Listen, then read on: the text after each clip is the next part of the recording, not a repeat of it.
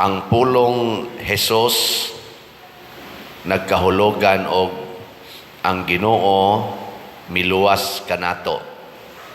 Niya si Hesus ginganlan sad og Emmanuel. Ang kahulugan sa dana ang Dios ania uban kanato. Sa inyong paminaw, hain may naguna, ang Dios muluwas nato o ang Ginoo ania uban kanato?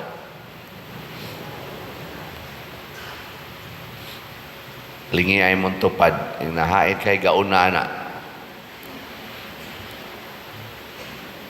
O gatong tanawon ang order sa aksyon, una ka muluwas sa tao, mukuyog usa kaniya, or imo usa siyang padulan, nang litan, hapit na siya maanod sa tubig. Sa may mong buhaton, imo siyang iksahag pisi, aron siya og ikaw, dunay koneksyon. Nya imo dayon siyang birahon. Kay kung mubira ka spisi, nga wapas siya mugunit spisi, maluwas siya dili. Bright children.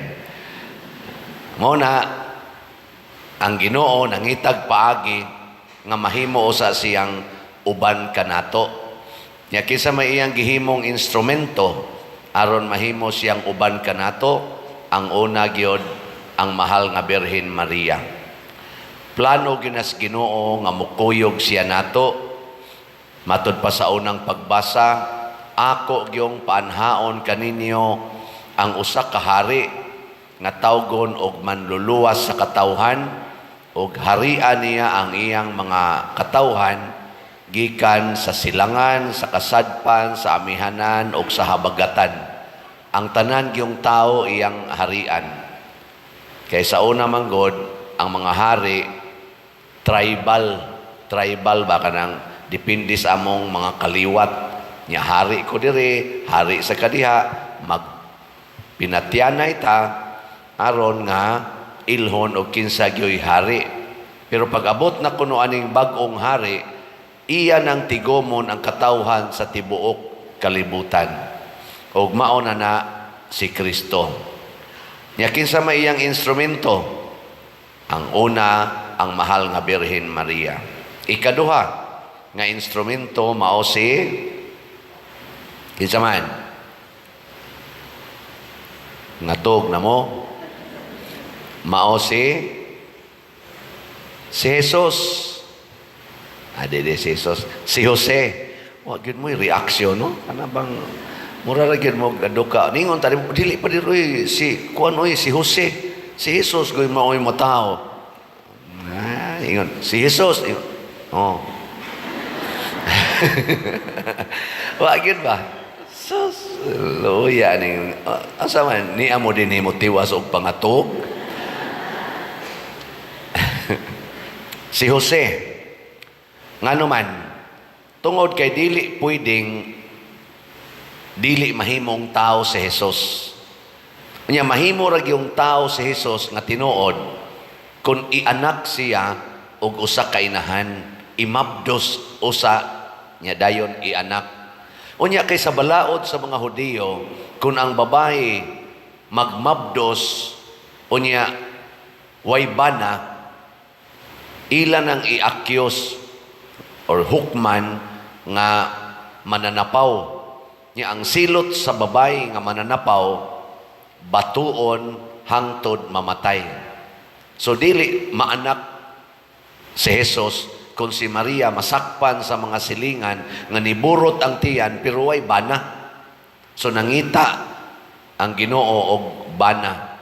Pero si Jose wa kahibaw nga si Maria pamabdusan sa Ginoo nga di pa niya hilabtan.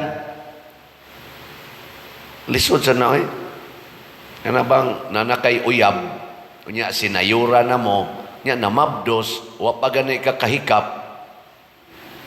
Kinsa mang lakiha dinhi nga musugot nga mga sawa ka nang wa pag nimo hikapi kay giampingan nimo ang iyang virginity unya namabdos na noon Pitasang kamot, niya magidaghang mga laki din kinsa ninyo ang musugot ana. Adi na lang ng uyab, kanang imong asawa, wa na mo'y hilabtanay kay luya ng lawas. Nanikalit lang kamabdos, sa sige niyang liktor din sa sige niyang liktor. Nang mabdos na hinoon, kinsang mga banaha nga moingon ako ning anak. Ta sa kamot. Natanawa, di ba? Wa, yun. Buutan ko na imong asawa, kasigi ko nagliktor, suod ko kay nagang pari.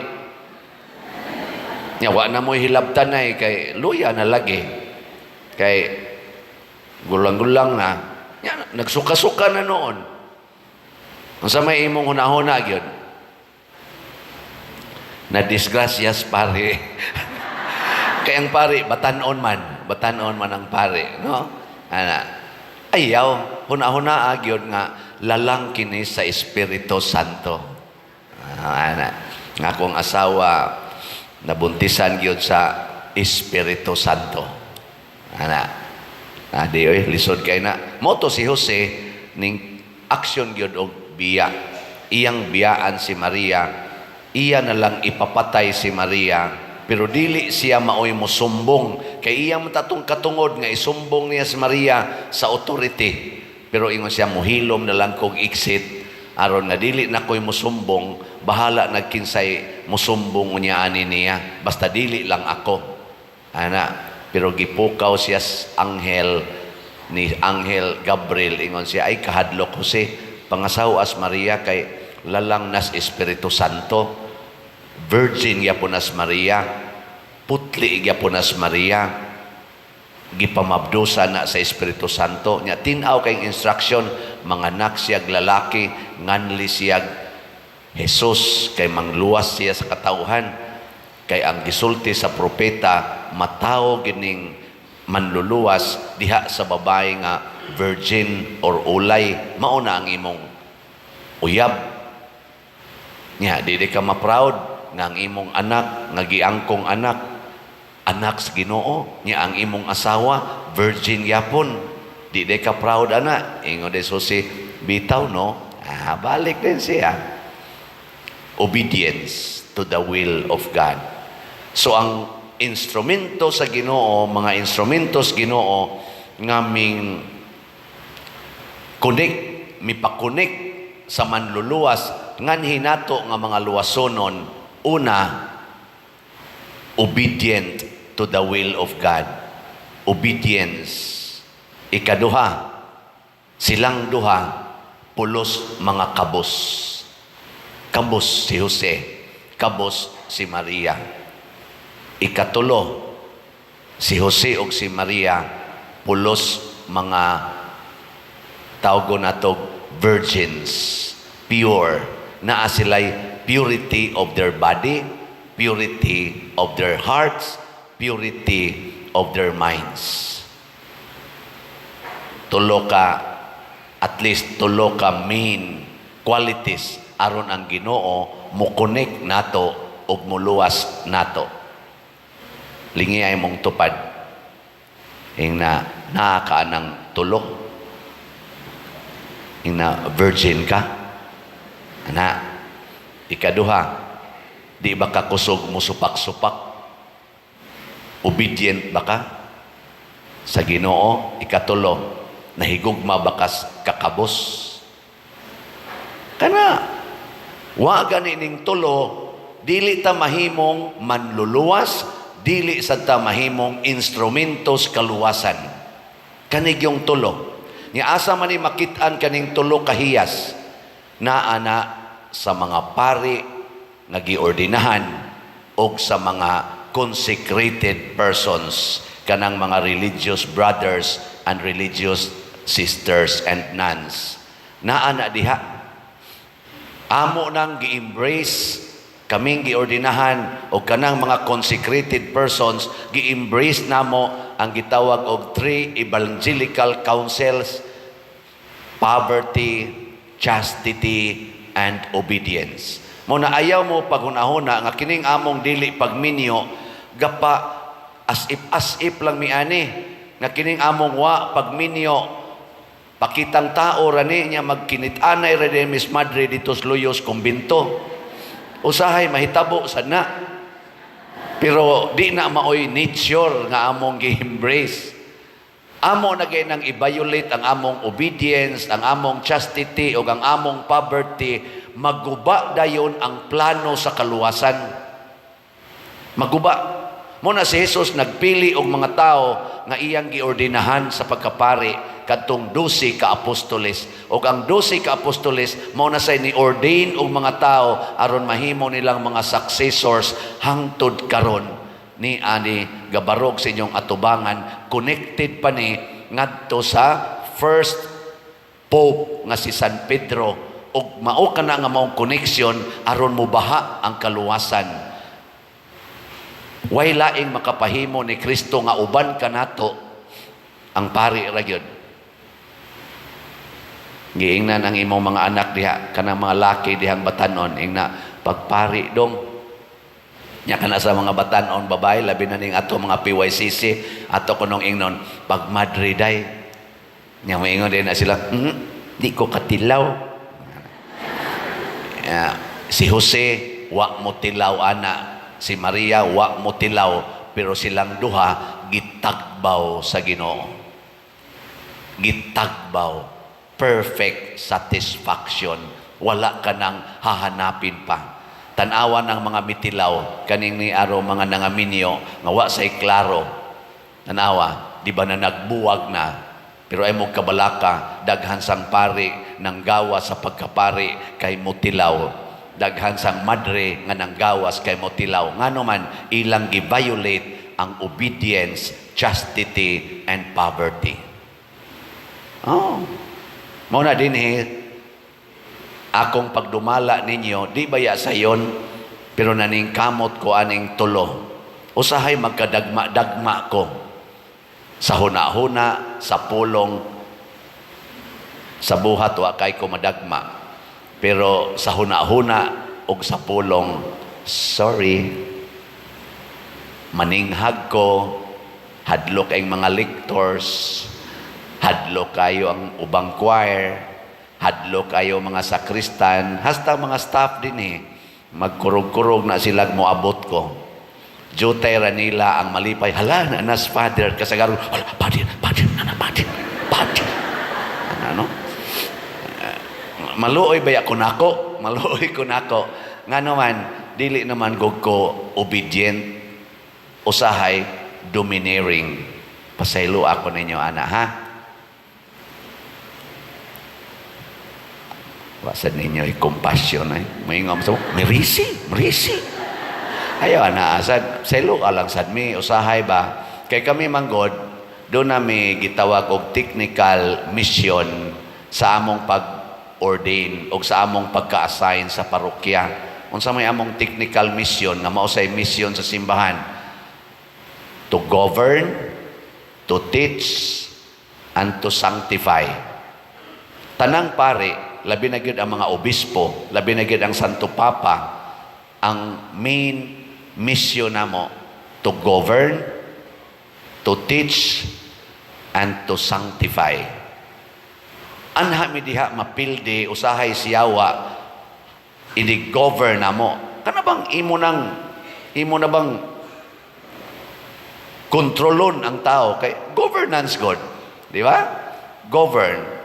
Unya teach. Tanawa na mga teachers, di ba, isog kay na sila. Kasagaran gyud mga mo teach, isugon gyud naong. Kisay mga teacher din tas ang kamot, ay magpamakak, mataktak mo sa inyong trabaho, basta kuan. Sige na, isang kamot, mga teachers, di ba, wag yun mo isa ang uban. Dito, mawaw to, ingnon rabata nga, isugon.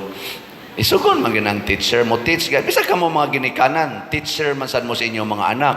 Di ba? Isugon gina. Pero nindot, bulahan ang mga teachers nga humble. So sa amo untang pag-govern, we govern with justice and love. Mamagid unta na among virtue, justice and love. Unya dayon sa among pag-teach, teach with compassion and generosity. Compassionate and generous. O niya, amo sang pag-sanctify, sanctify with your purity and sacrifices. Mo na among pag-sanctify. Mo na si Jesus, siya nagpakamatay. Si Jesus, generous and compassionate. Si Jesus, loving but very just. Di ba? Nya, tanaw-tanaw ninyo sa akong pagduma diri, nihaom pa ko, koneksyon pa ko sa kaluwasan nga ninyo. Nya, muobi mo sa akong itudlo.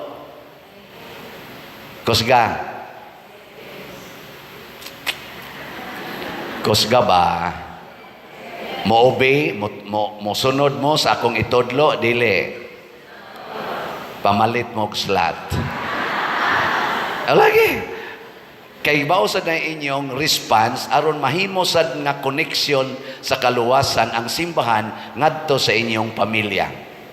Palit mo slots, aron ang ato dining misyon sa pag-govern, misyon sa pagtudlo, misyon sa pagpasantos, magpadayon. Nagkinahanglan man ni og material aspect.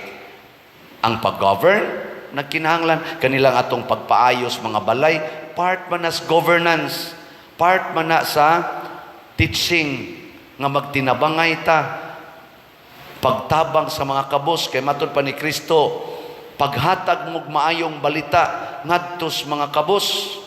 Ug unsa may pinakamaayong balita, pakana ang gigutom, tagaig balay or pasudlas inyong balay niya, di masan masodiri tanan, ato na lang ayu-ayuhon ilang balay. Di ba?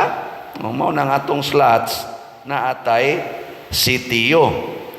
Niya kanisang atong gitawag og SBF dag kaning pagtukod sa kumbento, kay ang kumbento anha di ang magsugod ang governance, teaching and sanctifying. Na diha ang mga puy-anas pare, aron dali ra silang maduol, naa sa diha ang pag-welcome sa mga transients, naa sa diha ang formation center sa mga organizations.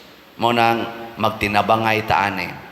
Sige, tan-awon bitaw natog mo connect bagyod mo.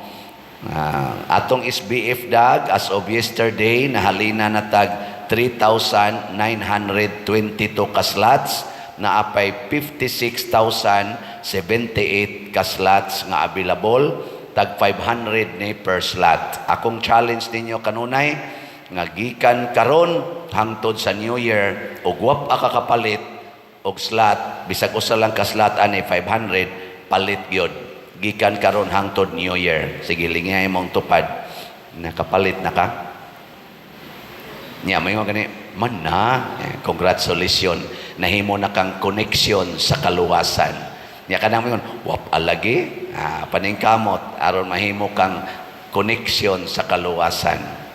O niya, lain sang koneksyon nato sa kaluwasan ang sitiyo na natay halin nga 62,342 ka slots para nis ipaayog mga balay. 1,658 na lang ka slots ang nahibilin. Yes, pakpakan na to, gamay na lang. Tag 100 per slot. Nya 300, natay 300 slot challenge. 39 na sad ka 300 slot challenge ang atong nadawat. Kutob ni nato ibaligya December 25. Sige lang yun mong palit og sitiyo hangtod December 25. Kay mo sobra, mas maayo. Kay naapay dili na nato kaning 140 kabalay, dili lang 140, hapit na mo 160 kabalay ang nagsigig apply nga tabangan unta nga atong ayuhon ang ilang balay. Labi na gyud ang akong kaluy-an kana gyung buslot og atop. Okay lang nang bati og bongbong, kay okay ra man na kana gyung atop, kay muto mangyod, di mangyod katog mo na atong tabang-tabangan, ha? Palit mo ani.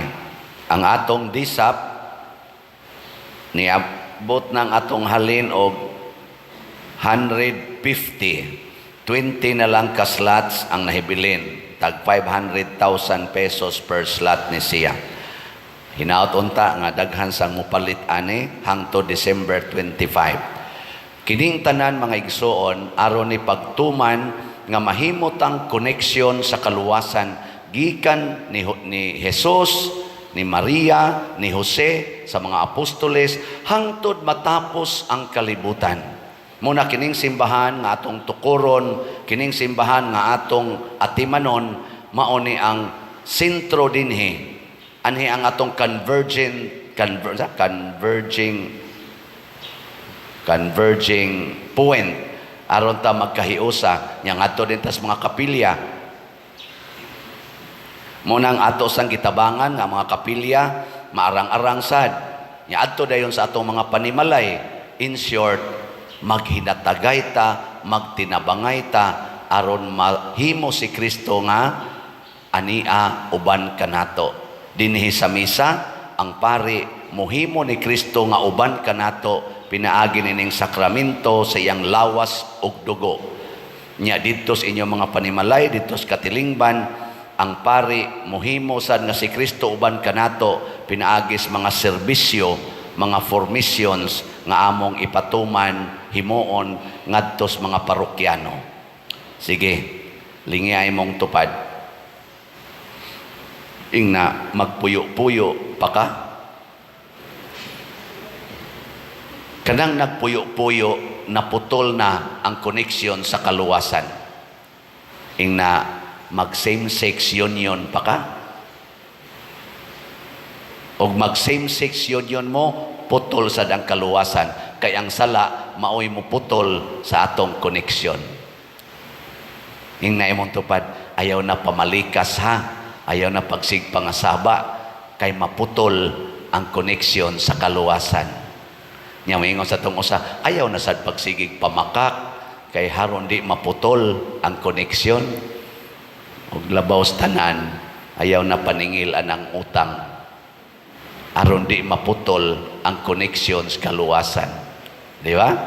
Nya moingon sa nang uban, ikaw sad di man sad ka mamakak, bayari sad ang imong gihuwaman. Kay ni saad man kang mubayad, bayari sad aron dili maputol ang koneksyon sa kaluwasan.